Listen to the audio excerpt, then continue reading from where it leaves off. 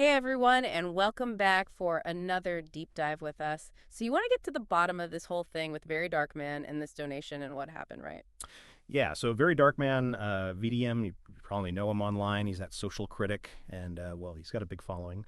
And recently he started his own NGO, and things were going pretty well for him. I mean, especially after he got that massive donation. It was like 100 million neat from Don Jazzy. Who doesn't know Don Jazzy? The famous music producer. But yeah, now things have gotten a little messy. So VDM is saying that 180 million neat was stolen from his NGO's account. After they got hacked, he even posted this whole video on Instagram saying he tracked down one of the suspects all the way to Jos. It's wild. And of course, everybody online is like, wait a minute, how does that even work? How do you hack a website and then suddenly all this money from a bank account is gone? It's a good question. So let's take a closer look at this article from the Nation newspaper. It really captures what people are saying and all the questions that are flying around about this whole thing. Like VDM himself said in his Instagram video, and I'm quoting here, I would be honest with you guys. For the past few days, I have not been myself. Somebody hacked into the NGO website, and I don't know how they did it. And 180 million is missing. Thankfully, we've tracked the person, and we are on our way to Jos. They have arrested one. The account has been put on PND, post no debit. The account now has N20 million. Endworm. Did you catch that, though, that whole PND thing? It means post no debit, which means basically the banks put a freeze on the account so nobody can take out any more money. Which makes sense in this kind of situation, but it still doesn't explain how the money vanished in the first place. Right. And the article goes on to highlight some of the reactions from people on social media, and honestly, I have to say their questions are pretty spot on. Like one user, Pamelaran Edagok, asked, Very Dark Man said N160 meters is missing because his NGO site was hacked. Today we heard he bought Mercedes-Benz AMG. My question is the money inside a bank account open for the NGO or is the money on the website? Please explain to us like a primary two people. Okay, yeah, I'm with Pamela Aaron on this one. Something just doesn't add up here. And another user, Oiza, brought up something that goes beyond just the how of the hack. You know what I mean? They were questioning why everybody was so ready to hand over so much money to VDM's NGO in the first place. They said, Asher Keen is out here every day supporting poor people. You didn't donate money to him. You carry money, give VDM. For what exactly? Bunch of clout chasers. Una money, don't move. And Tor. I mean, it really makes you think, right? Like, is there more to this than meets the eye? It feels like this is about something bigger than just this one case. It's about trust online and how much influence social media has. What do you think? What's really interesting is that you see this case, it really shows how people think about website security and how different that is from how financial systems actually work. To put it simply, hacking a website, well, it's not like you've suddenly got the keys to the bank vault. Imagine you break into a bank's lobby. Okay, so you're in the building, but you still need to figure out how to crack the vault to get the money. It's not that easy.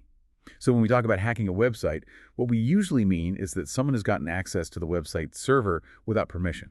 So they could maybe steal some data or mess up the website. But banks, they have these crazy, strong security measures in place to keep accounts safe from any unauthorized transactions. There's all this authentication and encryption and monitoring. It's really, really hard for a hacker to get around all of that just by messing with a website. So you're saying it's pretty unlikely that somebody could steal millions from a bank account just by hacking into a website. Yeah, exactly. I mean, it's not impossible, but it would be super hard to actually do. There are other ways, of course, like maybe the hacker got a hold of some important information, like login details or bank account numbers. But that would have to be through something else, like a phishing scam or malware, disguised as something to do with the NGO. Oh, yeah. I've definitely seen those scams before. They can be really sneaky. Oh, for sure. And that's why it's so important to know about online security.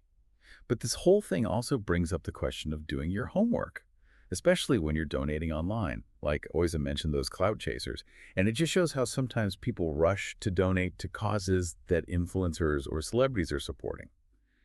But they don't really look into the organization or check if what they're saying is true. You're right. It's so easy to get caught up in all the excitement, especially when someone with a huge following like VDM is involved. Exactly. And while I'm sure a lot of influencers have good intentions and really want to support good causes, there's always that risk of being tricked. Yeah, especially with how fast everything moves on social media. Absolutely. So it's really important to slow down and think about things before you jump in, especially when you're talking about giving money. Yeah, it's like you have to be super careful online these days, almost like you're a detective, especially when something seems too good to be true. I like that analogy. And in this case, there are definitely some things that just don't make sense, like pieces of the puzzle that are missing. We need more information to figure out what really went down. Okay, so what kind of information would help us make sense of this? Well, for starters, we need more details about the actual hack. Like, how did the hackers even get into the website? What kind of security problems were there? Was this like a targeted attack against the NGO or just some random hack? Figuring out how the hack happened could tell us if it's even possible that it led to money being stolen from a bank account. Right. It's like if someone breaks into your house, if you know how they got in, you have a better idea of what they were after. Exactly. We also have to think about the NGO's own security. Did they have the right systems in place to protect sensitive information, like two-factor authentication, or secure payment gateways? So those are like extra locks in your doors, right? Precisely. They add layers of protection. And of course, we can't forget about the money itself. Where was this $180 million kept? Was it all in one bank account? Were there any weird transactions before the theft? Wow, this is getting complicated. It sounds like we need a serious investigation to figure this out. Absolutely. It's not a simple case, but even with what little we know now, there are some red flags. This whole situation makes you think about how much we can trust what we see online and how social media influences what we believe. It's not just about VDM and his NGO, it's about all of us. I agree. It's easy to get caught up in a story, especially if it comes from someone we like or look up to. But that's exactly when we need to be extra careful. Take a step back and ask, okay, what evidence is there? Could there be any hidden motives or biases? Are there other possible explanations? That's such an important point. We have to be aware of our own biases too. Like Oise's comment about clout chasers. It made me realize how easily we can be influenced by other people, especially online. That's something we see all the time, especially now with social media. People want to be liked and accepted. They want those likes and shares and retweets. It can be really powerful, and unfortunately, sometimes it can make us do things we wouldn't normally do.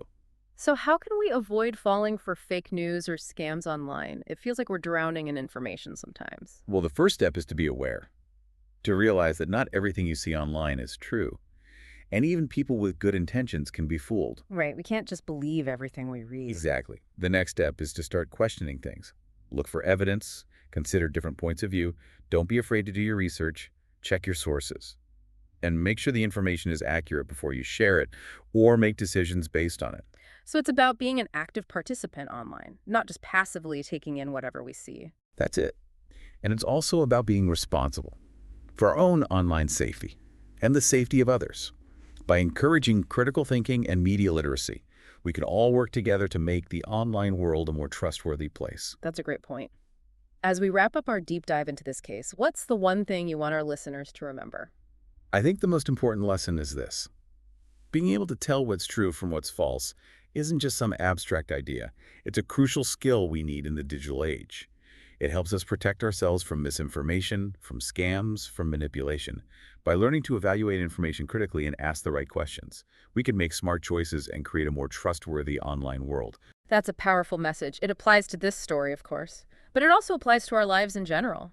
Whether we're scrolling through social media, reading the news, making financial decisions, being able to think critically is so important for making good choices and protecting ourselves.